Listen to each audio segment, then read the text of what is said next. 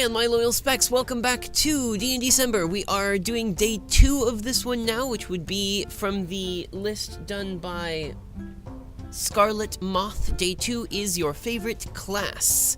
And I've gone through a lot of favorite classes in my time. For a long time, my favorite class was Druid, because they can wild shape and they've got like rad nature magic and that kind of stuff. But that kind of fell out with me. And then for a while, I was really into Swashbuckler. And, you know, it was a cool 3-5 homebrew class that turned into like a real class in one of the expansion books and all of that. But we're going to talk about my 2 favorite classes today. My favorite 5th edition class and my favorite 3rd edition class. So my favorite 5th edition class right now has to be Bard, because of course it's Bard, because what other kind of character do you think I would play? Bards have these sweet abilities that will allow you to buff your party mates, make the people that you're fighting against suck at the thing that they're doing, be a super social character, seduce the crap out of people, because that's what bards are apparently for. They just have a bunch of really cool abilities and flavor to them that I really like. I especially like the idea that the bards have these colleges now, the sort of paragon path of the bard that was not in 3rd edition but is in 5th edition as a sort of replacement for the prestige classes that we would normally be taking. The 2 bard colleges that we have in the 5th edition player's handbook are the College of Blades and the College of Lore, which I think are pretty cool. But where's my Xanathar's guide? Hang on. Here we go. Back to having this Xanathar's Guide business here. Barbarians. Frickin' Bard. Here we go. The Bard colleges that we have in Xanathar's Guide to Everything, this brand new book that is out recently, make a lot of really cool stuff happen. Like, there's the College of Swords, which does, like, sword swallowing, juggling blades, that kind of stuff. Their talent with a weapon is their instrument, which I think is really cool. You've also got the College of Glamour, which is like, they figured out what bardic stuff was while they were in the Feywild. So they got a lot of, like, cool illusions and that kind of stuff that they will be working with. Of course, there's also the College of Whispers that has come out in this one. The College of Whispers seems to be, like, sort of predatory bards college, which is weird. It's like the assassin version of bards. I don't know, I think it's kind of neat. You get a lot of really cool abilities relating to, like, sneaking around and being in shadows and doing kind of roguey stuff. I recommend giving Bard a shot, because, like, why not? It's a fun class, it's a good support class, it can be frontline or backline. It's not as good at either of them as, like, a fighter or a wizard would be, but it's a jack of all trades. Better to be decent at everything than really good at only one. That's what a bard thinks, at least.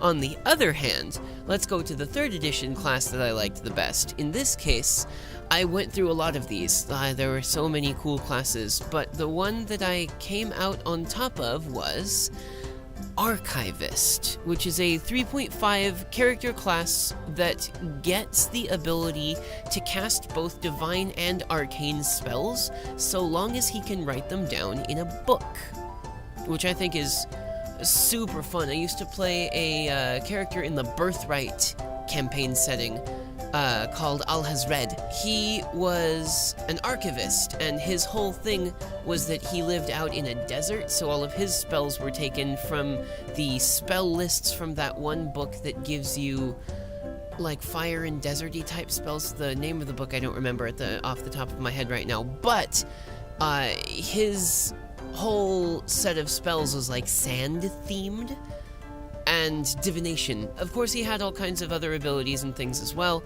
but his primary thing was to use divination spells to gain the information that we would have needed to go through and, like, be useful in the places that we needed to be, at the cost of, every time he cast a divination spell, he would throw up sand, like dry sand. And the worst one for him was Speak with Dead. So he would cast the spell, and then it would happen, the thing would happen, and then the spell would dissipate, and he would just and have a huge pile of sand that shouldn't have been able to fit inside of his stomach. He was a cool dude. I really liked him. I had with him, I had a harness for the giant spellbook that I had that allowed him to use it like a shield. So he could use it like a shield, flip it around, open it up, and then cast the spells out of it, which was so stupid. Oh man, but Archivist is really fun, because it gives you the ability to choose from a lot of spell lists. You don't get as many spells per day, because of course having stuff from all of the lists is ridiculous.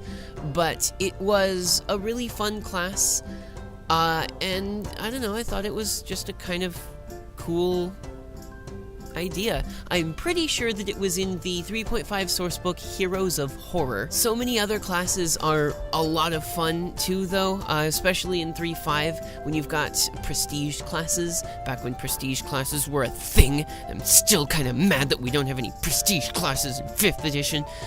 But, you know, it's fine or whatever, right? Because you've got all kinds of these classes that expand on the specialized ideas that you wanted for your class to begin with.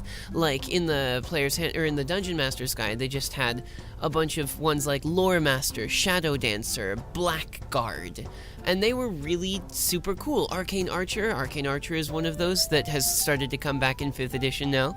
See how that turns out. But there were just a lot of really cool extra classes that you could add to the one that you already had. For Monk, there was like Ninja of the Crescent Moon, which was super weeby, but at the same time was also kind of cool. This was of course back when I was watching Inuyasha a lot, so my Crescent Moon ninja, his preferred weapon was a gigantic sickle, like crescent moon shaped shuriken that he would throw it and it would come back, because it's totally not like Sango from the thing at all, I promise. Outside of that, in the Mask of the Red Death source book, they had a bunch of neat classes in there, like the Athlete, where you could build a fencer type character, and that was super cool.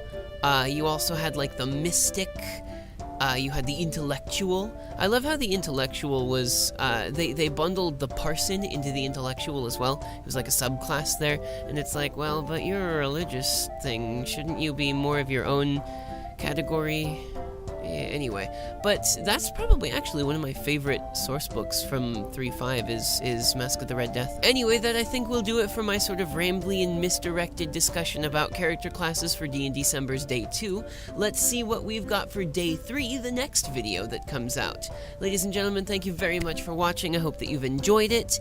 You can help support me in any way that you like. Most of the best ways are in the description box down below, either by following my social media, or clicking the like or subscribe button, or that stupid bell that lets you know that I've made other videos, or possibly the Patreon link that's down there as well.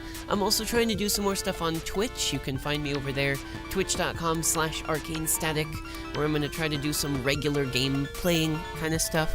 So we'll see how that turns out. But yeah, thank you guys very much again for watching, and I'll see you next time.